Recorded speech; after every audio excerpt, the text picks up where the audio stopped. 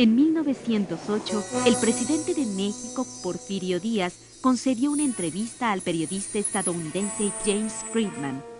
Durante la conversación, Díaz reveló sus intenciones de permitir el ejercicio de la democracia y la organización de elecciones libres en México. Aparentemente, el dictador estaba dispuesto a abandonar el poder que había detentado por 30 años. Tengo la firme intención de separarme del poder al terminar mi periodo y no volver a ejercer la presidencia. Si en la República llegase a surgir un partido de oposición, lo miraría como una bendición, no como un mal. Y si ese partido desarrollara poder, no para explotar, sino para dirigir, le acogería, le apoyaría, le aconsejaría y me consagraría a la inauguración feliz de un gobierno completamente democrático. Las palabras de Díaz alentaron la organización de los opositores del régimen. El porfiriato había producido una sociedad con marcadas diferencias. El poder político y la riqueza económica se habían concentrado en unas cuantas manos. Los obreros, campesinos y jornaleros vivían en la pobreza. Los profesionistas jóvenes estaban marginados de la política. Ante esas condiciones, la oferta expresada por Díaz en la entrevista con Friedman resultaba sumamente tentadora. Un hombre de Parras, Coahuila, decidió enfrentar el reto y comenzó un movimiento para arribar al poder. Se llamaba Francisco I. Madero. En 1908 publiqué mi libro La sucesión presidencial 1910. Ahí señalé la necesidad de participar en las elecciones para terminar con la dictadura y crear un gobierno democrático. Ahora soy candidato a la presidencia, un oponente de Díaz. Cuento con la simpatía de rancheros, colonos, mineros y hasta la de algunos peones de campo. En 1910, Madero fue postulado candidato a la presidencia y con ello comenzó la lucha electoral contra la dictadura. A pesar de que don Porfirio había declarado que abandonaría el poder, participó de nuevo en la contienda presidencial. Junto con sus partidarios, Madero recorrió parte del país invitando a la gente a expresar su voluntad mediante el voto. El pueblo se unió en torno a la propuesta maderista. Previendo una posible derrota, Díaz ordenó la detención de Madero, quien fue encarcelado en San Luis Potosí hasta que terminaron las elecciones. Porfirio Díaz se proclamó triunfador.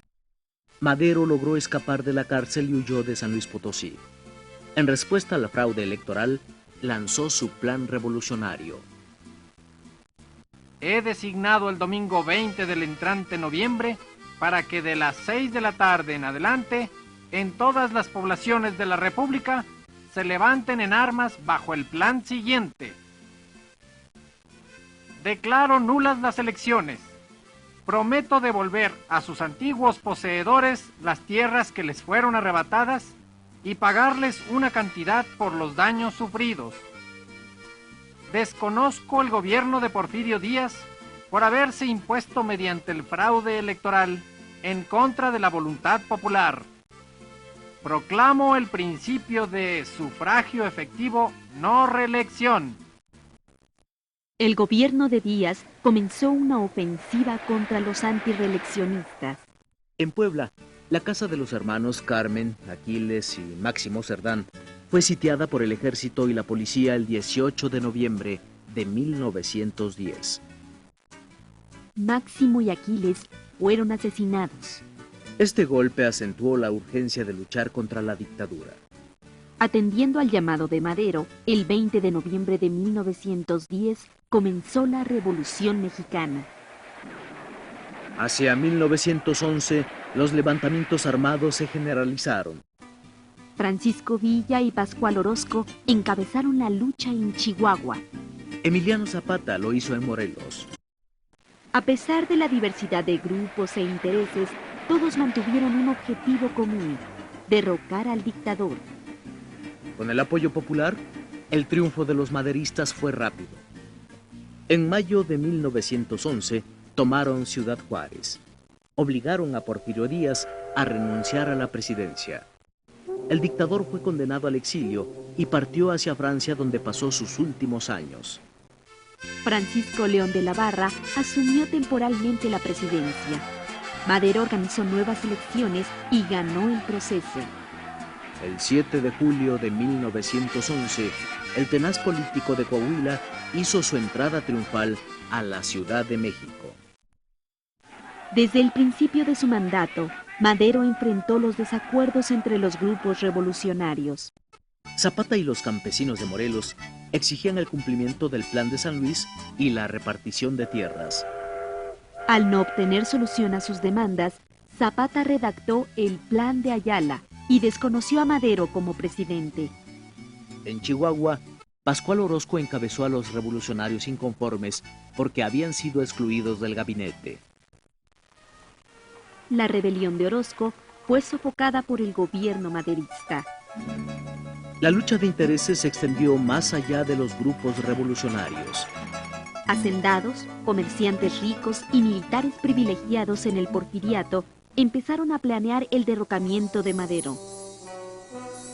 Bernardo Reyes, Félix Díaz y Victoriano Huerta estaban al frente de la conspiración. En febrero de 1913, los exporfiristas se levantaron en armas y se apoderaron de la Ciudadela, un cuartel militar de la capital del país. Madero encomendó la defensa de la Ciudad de México a un militar que había sobrevivido al régimen de Porfirio Díaz, Victoriano Huerta.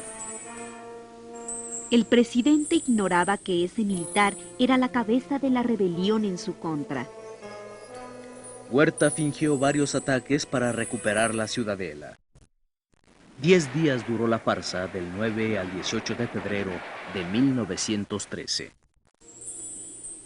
Esos 10 días, conocidos como la Decena Trágica, culminaron con la captura y asesinato de Madero y del vicepresidente Pino Suárez. Huerta tomó el poder, pero Venustiano Carranza, gobernador de Coahuila, desconoció su autoridad.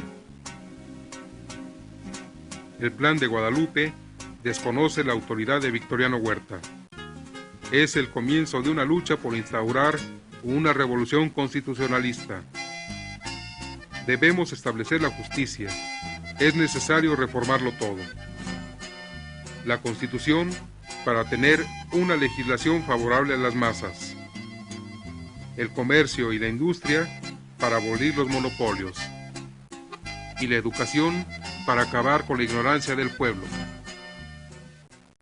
Comandados por Carranza, los grupos revolucionarios se unieron para luchar contra Victoriano Huerta. Francisco Villa ignoró el liderazgo de Carranza. El 23 de junio de 1914, sin consultar a don Venustiano, tomó la ciudad de Zacatecas y derrotó en forma definitiva al ejército huertista. En 1910 me levanté en armas y junto con Pascual Orozco tomé Ciudad Juárez. Cuando Victoriano Huerta traicionó a Madero, formé la célebre División del Norte. Derroté varias veces a las tropas huertistas. La lucha culminó con la toma de Zacatecas. Y aunque derroté a Huerta, entré en conflicto con Carranza. Entonces, decidí aliarme con Zapata. Tras la derrota de Huerta, los constitucionalistas entraron a la Ciudad de México y Carranza asumió provisionalmente la presidencia. Las pugnas entre los revolucionarios se agravaron y surgieron múltiples enfrentamientos entre los caudillos. Zapatistas y villistas exigían la inmediata distribución de la tierra. Los carrancistas, en cambio, estaban más preocupados por establecer la legalidad constitucional en el gobierno. Para resolver las diferencias, en octubre de 1914 se convocó a una convención que se realizó primero en la Ciudad de México y después en Aguascalientes. Después de un mes de debate, fue imposible conciliar los intereses de los distintos grupos revolucionarios. El país quedó dividido en dos bandos. Por un lado estaban los villistas y los zapatistas. Por el otro, los carrancistas. La antigua fraternidad entre los revolucionarios se resquebrajó.